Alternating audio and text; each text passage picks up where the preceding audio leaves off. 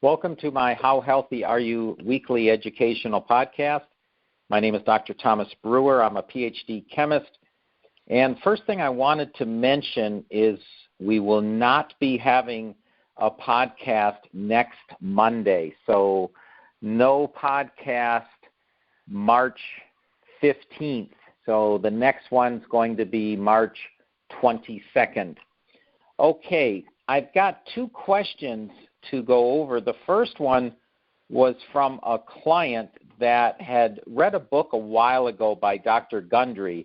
Dr. Gundry's an MD, and it's usually a bad idea when MDs start talking about health and nutrition because they tend to just want to sell something, and there's a lot of misinformation. So he wrote this book called The Plant Paradox, and in the book it says how bad certain plant-based foods are, and it turns out these are the best of the plant-based foods, or at least very, very good foods.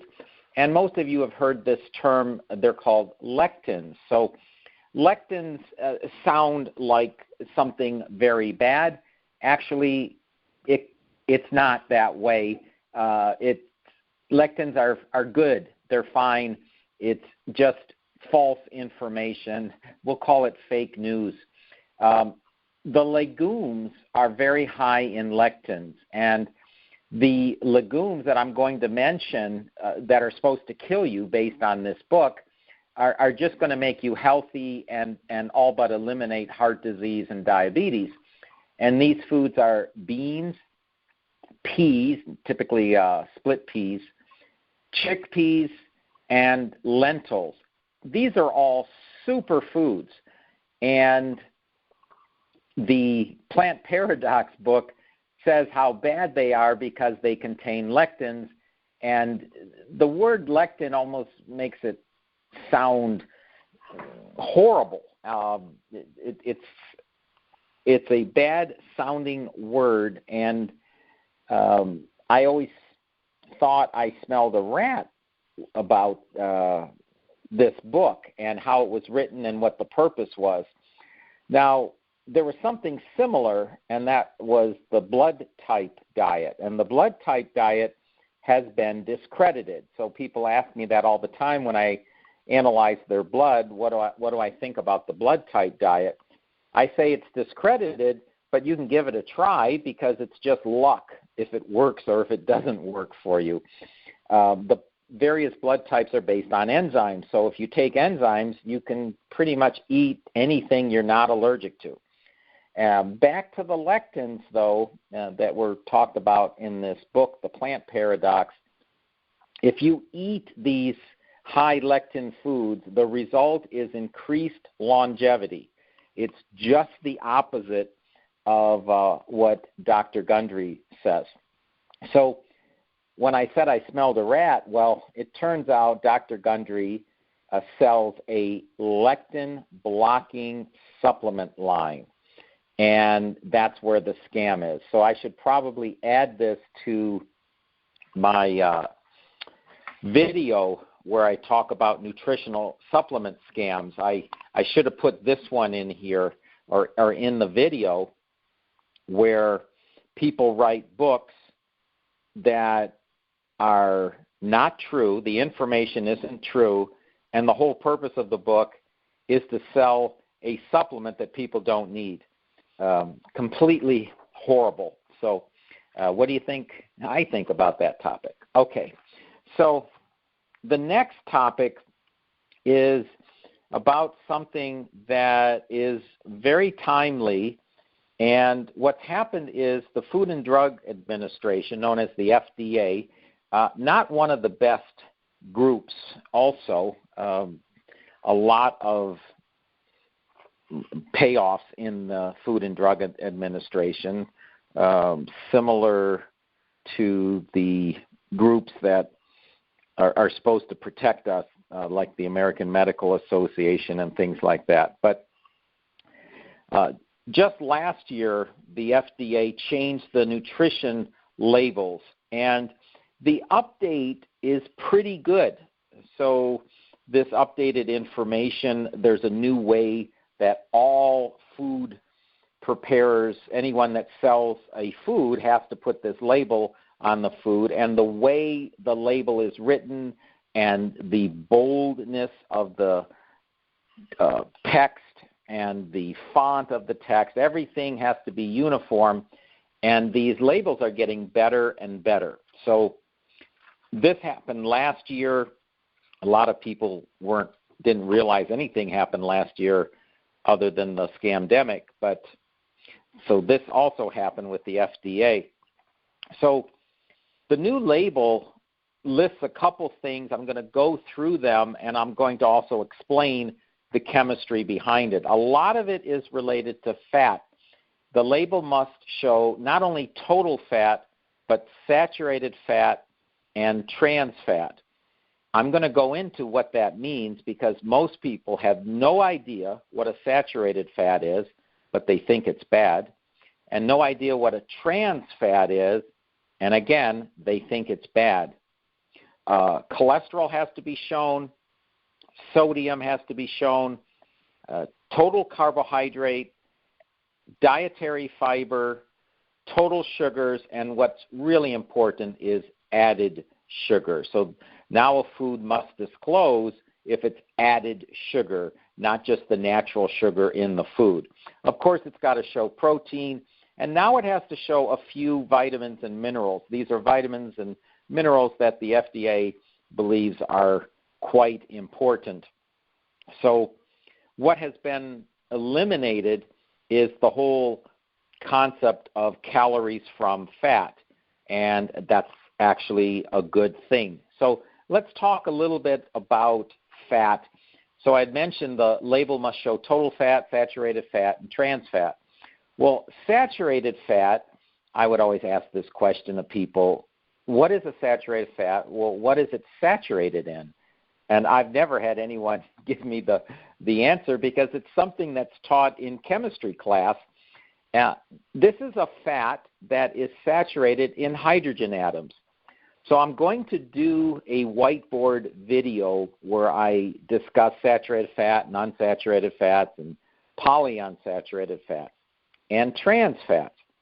So think, if you will, you've got this carbon chain and there's no double bonds. They're all single bonds between each carbon atom.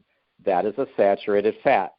And because there's only single bonds, it's saturated with hydrogen atoms. So I'll go over this in a whiteboard video, but it's saturated in hydrogen atoms. Why do we care? Well, if there's no double bonds in a fat, it's very unreactive. And that's why saturated fats are considered bad. It's because they're hard to break down, which means they stay in the body too long. And we don't want fats to stay in the body. For those of you that remember various food supplement, or actually food scientists developed something called Olestra, and they put it in Pringles potato chips. And the concept was you eat this fat, it doesn't metabolize, and so you can eat as much fat as you want. But remember what I just said. You don't want something to stay in the body, and you do not want something like a fat to not break down. You want the fat to break down. So this Olestra product was a real disaster because people were getting a lot of diarrhea and they weren't absorbing nutrients. And I mean, it's such a bad thing when we start playing around with food. And saturated fats stay in us. They don't break down so well because they don't have these double bonds. Okay, so that's what a saturated fat is, and that's why it's not considered to be that good for you, and it's on the food label. The other part of the food label is trans fat. Now, I ask people that. What is a trans fat? Nobody knows. Well, if there's a double bond in this fat molecule, the hydrogen atoms will be on opposite sides. And what does that matter? Well, it changes the chemistry and the reactivity of the fat. So trans fats are considered bad, And the problem is these hydrogen atoms are opposite each other in a double bond. And now that information is shown on the label, saturated fats and trans fat and total fat. Now, it's not showing calories from fat because fats are good. Protein is good, carbohydrates good, fat is good. These are the 3 macronutrients. These are the things I want people to eat 4 hours before I look at their blood. So we're starting to see a little bit more education coming out so people realize fats aren't so bad, and we just don't want saturated fats and trans fats. So trans fats are a result when we hydrogenate something. So when we add hydrogen atoms to a fat or a food source, they tend to go into the trans position opposite the double bond, and that's the issue with trans fats. Okay. The other thing that's on the label is total carbohydrates. Of course, we want fat, total carbohydrates, and total protein. So all 3 macronutrients are represented on the label. But the important breakdown here is the ratio between total carbohydrates and dietary fiber. And that's on the label, too, with the total carbohydrate. Right below it should be dietary fiber. So if you have a food that is perhaps 32 grams of total carbohydrates and 4 grams of dietary fiber, that means the carbohydrate to dietary fiber ratio is 8-1. Well, we really want that ratio to be 5-1 or lower.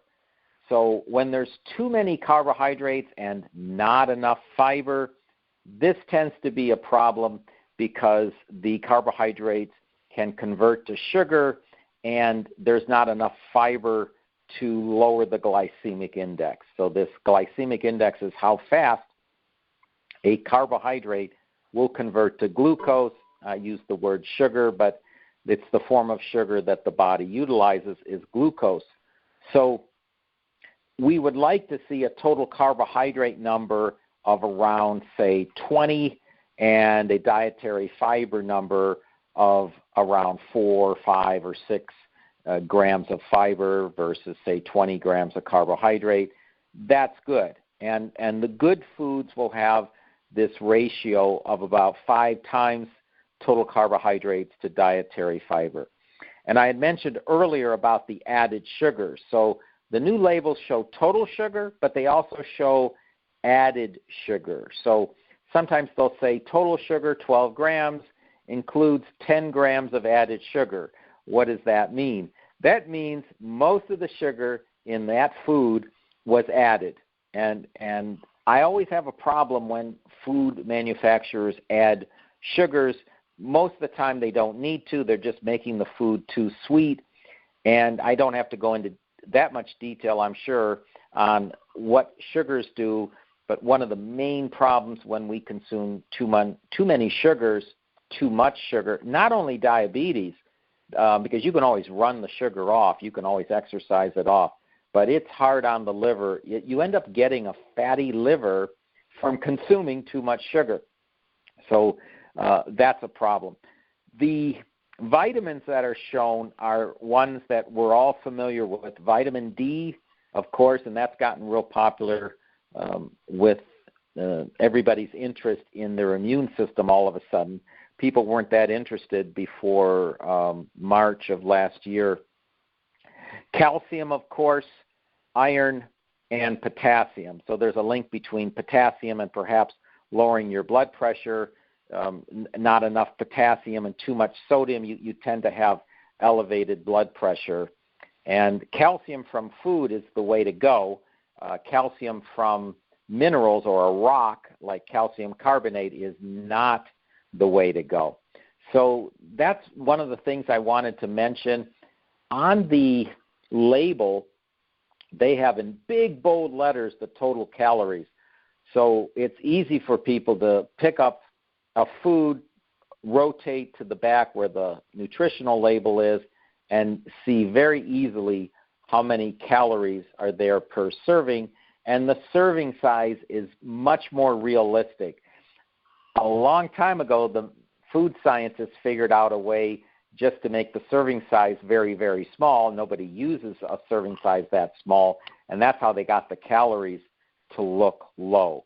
So a little more on fats and the benefits of these monounsaturated fats and the polyunsaturated fats. So that's really what we want. They're not on the label. Saturated fats and trans fats are on the label, total fats on the label, but what isn't on the label is monounsaturated and polyunsaturated fats. So monounsaturated fats have one double bond, and that makes them a little more reactive, so they're considered good. They're considered good to consume. And these are the fats found in olive oil and avocados and almonds. The polyunsaturated fat, I bet you can figure it out. It has more than one double bond. So they're called polyunsaturated. So when something's unsaturated, it has a double bond. When something's saturated, there's no double bonds. No double bonds, hard to react, hard to break down. Lots of double bonds, easy to break down. It's like using some scissors to break down this long carbon chain, which is what fats are. So the polyunsaturated fats are from walnuts and pumpkin seeds and salmon, and pumpkin seeds also have zinc. So people will ask me what are the best nuts, and I would always say almonds and walnuts. If you're going to choose two, those are your two best. Well, that's the reason why. Almonds are high in monounsaturated fats, and walnuts are high in polyunsaturated fats. So there you have it, a lot of information on fats you probably never thought you needed to know. And that's all I have for this week's podcast. Again, there will not be a podcast next Monday. I will be traveling and in the middle of doing blood microscopy next Monday. So thank you for listening, and as always, don't keep me a secret.